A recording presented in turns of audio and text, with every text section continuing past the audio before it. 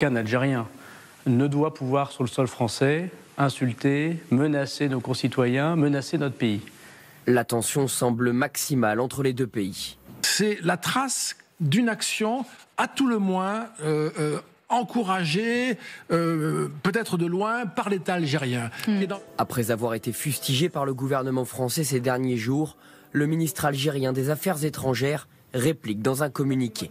L'extrême droite revancharde et haineuse et ses héros patentés au sein du gouvernement français mènent actuellement une campagne de désinformation, voire de mystification contre l'Algérie.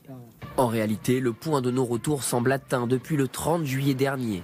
Ce jour-là, Emmanuel Macron acte la reconnaissance de la souveraineté marocaine sur le Sahara occidental, alors que l'Algérie milite pour son indépendance. Alger dénonce une trahison et rappelle son ambassadeur à Paris. Et pourtant, le président français avait tout fait avant même son élection pour réchauffer la diplomatie entre les deux pays. En direct, à la télévision algérienne, Emmanuel Macron se positionne sur la colonisation française. C'est un crime contre l'humanité, c'est une vraie barbarie. Et ça fait partie de ce passé que nous devons regarder en face. En 2022, le président de la République tendait une nouvelle fois la main en prônant l'apaisement mémoriel. 3 ans plus tard, l'histoire franco-algérienne semble basculer du fraternel au fratricide. France, il a été placé donc dans un CRA, un centre de rétention administratif au Mesnil-Lamno, juste à côté de l'aéroport Charles de Gaulle. Il avait déposé un premier recours pour aller contre ce placement en rétention administrative, recours qui a été annulé hier par le juge des libertés et de la détention. C'est le procureur de la République de Meaux qui nous a fait savoir que cette mesure de prolongation dans ce centre de rétention administrative était prolongée, 26 jours supplémentaires. Au total, une détention dans un centre de rétention administrative, c'est 90 jours maximum. Ensuite, les autorités françaises peuvent une nouvelle fois le contraindre une nouvelle fois à le renvoyer en Algérie, à le remettre dans un avion sous escorte policière. Nul doute que pendant cette période de 26 jours, il va y avoir des discussions parce que son cas est à la fois un cas de droit, mais également, on l'a vu avec le sujet, un cas de diplomatie. Effectivement, on va s'arrêter sur ces points ensemble. Pierre Vermeuren, avons-nous mal traité cet homme? On se pose toutes les questions parce que l'Algérie nous fait une leçon sur les droits de l'homme, au passage, notamment estimant que le ressortissant n'a pas pu bénéficier d'un procès judiciaire en bonne et due forme qui constitue, là, je cite, un rempart contre l'abus de pouvoir. Est-ce que la France a manqué de respect à l'Algérie? Parce que c'est ce que dit l'Algérie. C'est une réponse à l'affaire Sensal. Parce que, si vous voulez, l'Algérie a été accusée sur l'affaire Sensal de maltraiter, à juste titre, un des écrivains franco-algériens, si ce n'est l'Algérien le plus connu aujourd'hui. Et donc, retour à l'expéditeur avec cette affaire de droit. Faut rappeler que cette personne, que je ne connais pas bien sûr, mais s'est illustrée en appelant quand même à la violence contre des opposants, un opposant au président Tebboune, disons au régime algérien en Algérie, et que donc ce sont des pratiques qui ne sont pas en principe possibles librement. C'est un appel à la violence, et d'autre part ça s'insère dans un contexte, l'affaire de ces blogueurs dont on a beaucoup parlé à juste titre. Ça s'insère donc dans un contexte où apparemment il y a peut-être c'est très difficile de savoir comment ça se passe, mais manifestement il y a une offensive concertée. Alors peut-être que le but c'est de montrer que la France justement ne respecte pas, elle qui fait beaucoup de leçons, ses principes, mais en tout cas ce n'est pas en vain si vous voulez. Et d'autre part c'est un ressortissant algérien, et en principe un pays reprend ses ressortissants si on les renvoie chez eux, puisqu'il n'a pas la nationalité française. Alors arrêtons-nous sur un point important. L'Algérie, réaction du ministère des Affaires étrangères algérien. L'Algérie n'est d'aucune façon engagée dans une logique d'escalade, de surenchère ou d'humiliation. Vous n'écartez pas la possibilité que, ne serait-ce que la présence et les interventions de ces influenceurs ces dernières semaines soient orchestrées en vue de nous déstabiliser par l'Algérie? Alors, on en reparlera peut-être tout à l'heure, mais il ne faut pas perdre... Allons-y maintenant, parce que c'est un point central, visiblement, parce que vous le mettez sur la table. Oui, tout à fait, mais il y a deux choses, si vous voulez. Il y a d'une part l'attitude de l'Algérie vis-à-vis de la France. Il y a cette espèce de match permanent entre l'Algérie et la France qui se joue depuis 1962, avec beaucoup de crises à répétition, des tensions, des hauts, des bas. Là, on est vraiment dans un bas très grave. Et puis, il y a aussi les messages qu'adresse le régime algérien à ses propres ressortissants, en Algérie et surtout en France aujourd'hui. Parce que la situation a été reprise en main en Algérie après le Irak et après le Covid, mais l'immigration algérienne, notamment en France, puisque c'est là où elle se trouve en plus grande partie, elle est libre de s'exprimer. Alors aujourd'hui, elle a très peur parce qu'elle se rend compte que le plus connu des émigrés algériens en France, même s'il est nationalité française, peut être incarcéré sans autre forme de procès. Pour l'instant. Oui, il y a là quelque chose qui... Donc il y a les deux messages. Il y a le message de la France, on n'est peut-être pas au centre des choses autant qu'on le pense, et puis il y a le message à l'adresse des Algériens, et tout ça, bien sûr, là il s'agit d'un ultranationaliste, d'un ultra-patriote algérien. Quand on regarde ses messages sur les différents réseaux sociaux, il est dans une valorisation de toute l'histoire récente de l'Algérie, le culte des martyrs, des shahids, etc. Donc cet ultra-patriote, au nom de qui il parle? Est-ce que c'est lui-même? Oui, alors qu'on se dit oui, c'est lui. Mais quand on se rend compte qu'il y en a d'autres à Brest, à Grenoble, etc., on se dit tiens, c'est quand même un curieux hasard à tout le moins. Alors, je voudrais qu'on s'arrête maintenant sur cette déclaration de Gérald Darmanin sur le plateau d'LCI. C'était hier soir. Il a annoncé vouloir supprimer l'accord intergouvernemental franco-algérien. Ça date de 2013 et ça permet à la nomenclatura algérienne de venir en France sans visa pour circuler librement. On va réécouter le ministre de la Justice sur le plateau de LCI hier. Il y a notamment un accord de 2013, qui est un accord gouvernemental qui permet à ceux qui ont un passeport officiel, un passeport diplomatique algérien, il y en a des milliers, qui peuvent venir en France sans visa pour pouvoir circuler librement. Je pense que toucher les dirigeants, ou la plupart des dirigeants algériens, qui ont la position de décision d'humiliation, comme l'a évoqué le ministre de l'Intérieur, ça me paraît plus intelligent, plus efficace, et ça peut se faire très rapidement. Cette mesure, elle serait vraiment plus efficace face à l'aggravation des tensions entre Alger et Paris ? Il y a deux mesures possibles qui sont évoquées régulièrement. C'est l'abolition de l'accord de 1968, qui a été revu 3 fois. Bon, ça dépend exclusivement du président de la République et ça concerne tous les Algériens. Donc c'est assez compliqué. Et puis il y a cet accord de 2013 négocié par François Hollande qui permet aux Algériens qui ont des passeports diplomatiques ou des passeports de service, bon, il y en a beaucoup, puisqu'il y a l'ambassade, il y a la mosquée de Paris, il y a 20 consulats, etc., à tous ces diplomates de circuler librement entre la France et l'Algérie jusqu'à leur mort, y compris leur famille.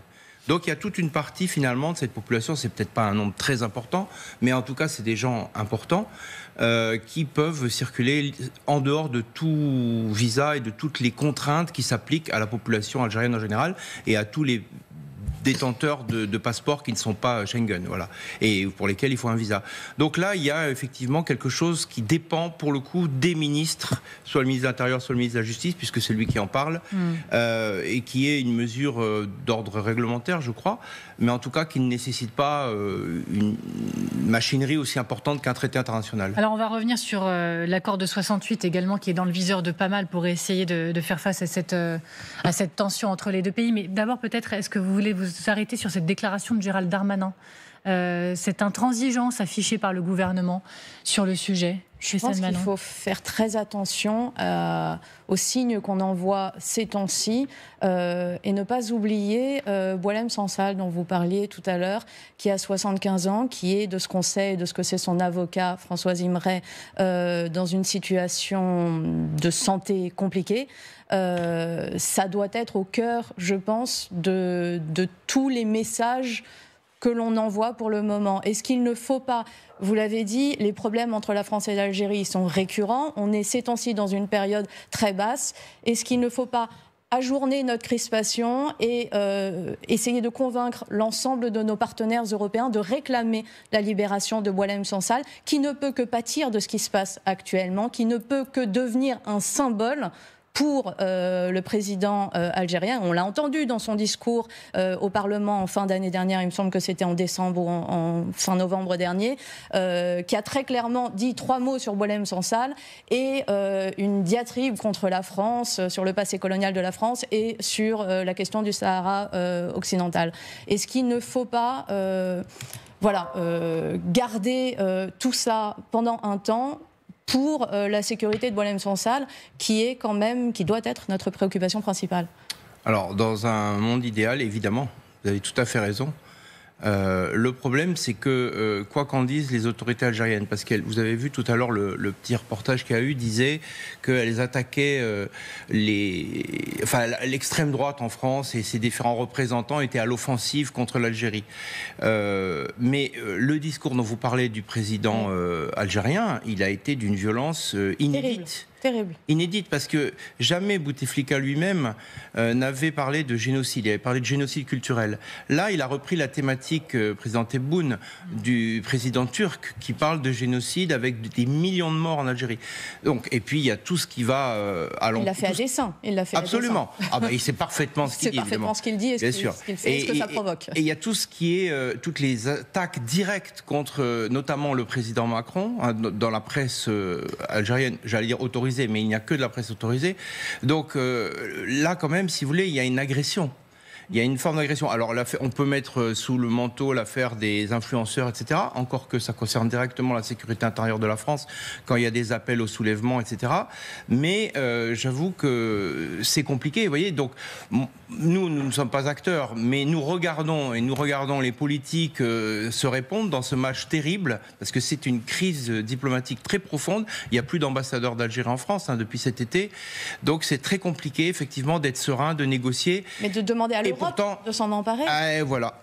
Évidemment, il faudrait que l'Europe s'en empare, mais l'Europe ne dit rien pour l'instant. Pourquoi ? Parce que les Allemands, notamment, les Italiens, sont des partenaires très importants de l'Algérie et n'ont pas envie de se mêler de ces affaires. Ils ont toujours considéré que l'Algérie, c'était les affaires... ça relevait de la compétence française au sein de l'Europe. C'est très dommage, évidemment. Juste un point, parce qu'il y a la diplomatie et la politique, mais vous l'avez cité, la sécurité intérieure. Dans quelle mesure c'est un accélérateur d'urgence au sein du gouvernement, la sécurité intérieure, alors que ces influenceurs s'activent potentiellement pour hausser le niveau d'agressivité ? En tout cas, c'est une des mesures qui a motivé le ministre de l'Intérieur, d'expulser cet influenceur, ce blogueur. On l'a dit, sur les faits, la vidéo qu'il a postée sur son compte TikTok le 4 janvier, où il appelle à frapper un homme en Algérie, il parle de sévères corrections, il doit être jugé en France le 24 février, mais Bruno Retailleau a décidé de l'expulser avant, en avançant plusieurs points. Je vous en cite quelques-uns. Une menace de trouble à l'ordre public, donc à la sécurité nationale, sécurité intérieure, et également parce que, en garde à vue, face aux policiers, il s'est borné, je le cite, à relativiser la gravité de ses propos, en soulignant qu'il appelait à commettre des crimes et délits sur le sol algérien et non pas en France. Pour ces deux mesures, parmi d'autres, il a décidé de l'expulser. Pour l'instant, c'est un échec. Dominique ou Marion Van Rettergem, vous souhaitez intervenir ? Marion ? Non, moi ce que je me demande, c'est, on a vu l'échec flagrant de la politique d'Emmanuel Macron à essayer de réchauffer les relations. La France s'est fait humilier par l'Algérie qui l'a renvoyé dans les cordes. Et il faut se résoudre à cette évidence, c'est que l'Algérie n'aime pas la France, enfin elle veut ne pas aimer la France, puisque le régime vit de la dénonciation permanente de la France. Il en a fait une rhétorique, une raison d'être, une ADN. C'est ce qui le maintient même au pouvoir. Donc, quoi qu'on fasse, l'Algérie a besoin de détester la France et d'envoyer, on ne sait pas s'ils sont envoyés par l'État ou si ce sont des électrons libres, ces influenceurs, mais enfin en tout cas ils servent la rhétorique du régime. Donc au fond, quelle est la bonne politique à adopter, puisque quand on essaye de réchauffer, de toute façon on se fait humilier. Si on aggrave si on est dans la riposte œil pour œil, dent pour dent, ça peut en effet, en l'occurrence, mettre en danger d'autant plus Boualem Sansal et ne pas arranger les choses. Donc, quelle est la politique que la France doit adopter ? Est-ce que c'est finalement d'ignorer d'une certaine manière l'Algérie ? On a des contrats de gaz, on a des contrats commerciaux avec le gaz. Je crois que c'est 13% des besoins en gaz de la France. C'est pas rien. Mais l'Algérie ne peut pas non plus perdre sa crédibilité en ne fournissant pas le gaz qu'elle doit, parce que ce serait un signal envoyé Elle l'a fait à l'Espagne aux autres. Sans problème, directement. Elle l'avait fait à l'Espagne. Oui, elle a supprimé les contrats de gaz avec l'Espagne à la suite de la reconnaissance toujours de la question du Sahara. Est-ce que la France est tenue peut-être aussi du coup par... Vous avez mis quand même quelques chiffres parce que ça compte pas mal, et notamment, je crois, mais attention au prix de l'essence pour nous Français, parce que le premier produit de l'Algérie vers la France, est-ce que c'est pas les hydrocarbures ? Si. Voilà. Donc, est-ce qu'effectivement, d'une certaine manière, ils nous tiennent de cette manière ? C'est-à-dire qu'il y a des contrats qui sont déjà signés et qui sont en cours d'exécution et qui sont remplis. Effectivement, ils peuvent être arrêtés du jour au lendemain. Mais en réalité, le pétrole et le gaz sont assez abondants dans le monde. L'Espagne n'a pas eu un problème quand les Algériens ont coupé le robinet de gaz. On sait très bien que ça circule. Il y a déjà la Russie. Oui, la Russie s'est fait. Mais on achète quand même du gaz russe par ailleurs, par d'autres biais. Ce sont des contrats entre l'Algérie et la France sur le GNL cette année. Je crois que 2 millions de tonnes de GNL seront livrées. C'est contractuel, notamment avec Total Energy et Engie. Mais en réalité, il y a d'autres sources d'approvisionnement. Bien sûr, les États-Unis et la Norvège. Et je ne parle pas de l'Azerbaïdjan. Donc au total, les pays du Golfe, bien sûr. Donc on a d'autres ressources. Donc ce sont des livraisons diplomatiques, en réalité. Je parle sous contrôle. Je suis tout à fait d'accord. Donc, on pourrait retourner, la France pourrait tout à fait retourner l'argument et dire, eh bien écoutez, nous coupons ce contrat et toucher au portefeuille Alger. Mais il ne faut pas forcément être dans la crainte de manquer de gaz. Et donc, quelle est la politique, quelle est l'attitude à avoir vis-à-vis d'un régime qui, de toute façon, quoi qu'on fasse... Moi, je crois que, si vous voulez, le régime algérien n'est pas homogène. Il y a une partie des élites algériennes qui veulent des relations avec la France, qui viennent régulièrement en France, qui ont de la famille en France, des enfants étudiants, des biens, etc. Bon. Et puis il y a des durs, des faucons. Je ne sais pas si c'est leur influence russe ou leurs amitiés russes ou autres qui les tendent, ou islamistes, qui les portent vers d'autres horizons, qui eux veulent une rupture. Et là, on voit bien que le président Tebboune, au début, il était plutôt le porte-parole des francophones. Il s'entendait bien avec le président Macron. Et puis là, il a été saisi pour passer du côté des faucons. Voilà. Donc, il ne faut pas voir l'Algérie comme un bloc monolithique. Je ne parle pas du tout de la population. Là, je parle en plus de l'appareil d'État au plus haut niveau. Bon, à l'intérieur de l'armée et de l'état-major. Donc, il y a ces tensions qui sont bien réelles. Alors, est-ce qu'il faut, pour répondre à votre question, ce qu'il faudrait, c'est normaliser les relations avec l'Algérie. Parce que depuis 1962, on n'a pas des relations normales. On a des relations... c'est un tête-à-tête, voilà, comme vous avez dit. L'Europe est totalement absente. Vous sommez des mots beaux. Les relations entre la France et l'Algérie sont souvent marquées par des tensions. Et la question des visas en est un nouvel exemple. Cette fois, c'est Gérald Darmanin, le nouveau ministre français de la Justice, qui a relancé le débat. Lors de son passage sur LCI, il a proposé une mesure forte, supprimer un accord qui permet aux dirigeants algériens de se rendre en France sans visa. Cet accord, en place depuis des années, facilite les déplacements des responsables politiques et diplomatiques algériens.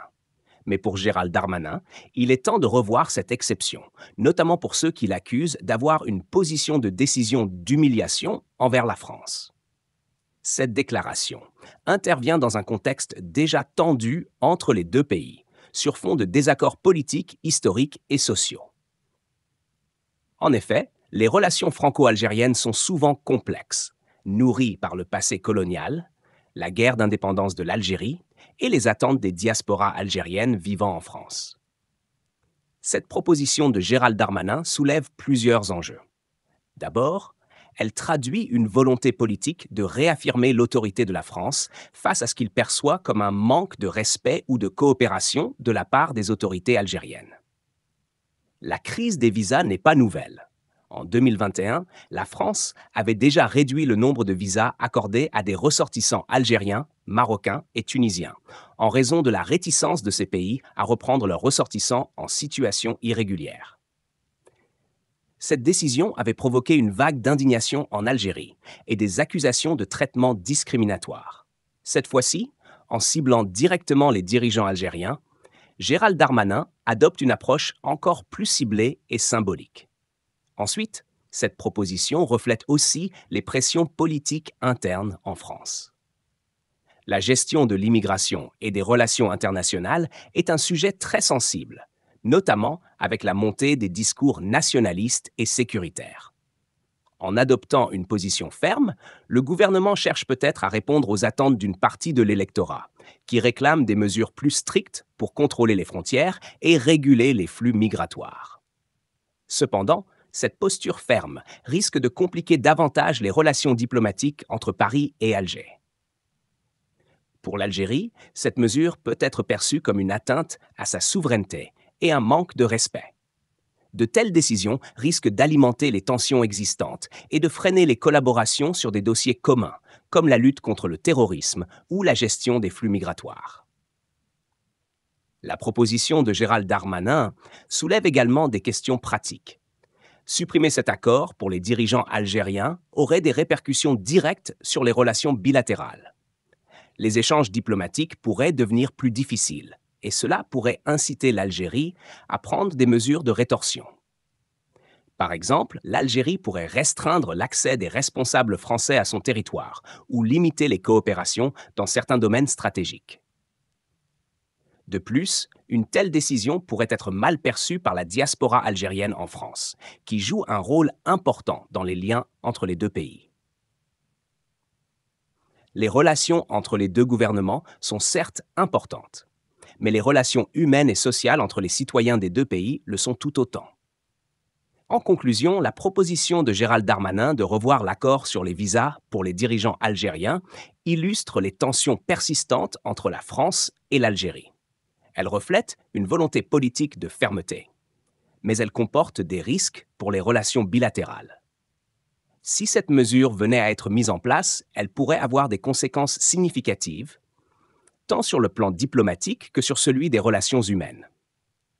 Pour éviter une escalade des tensions, il serait important que les deux pays privilégient le dialogue et la coopération, tout en respectant leurs intérêts respectifs.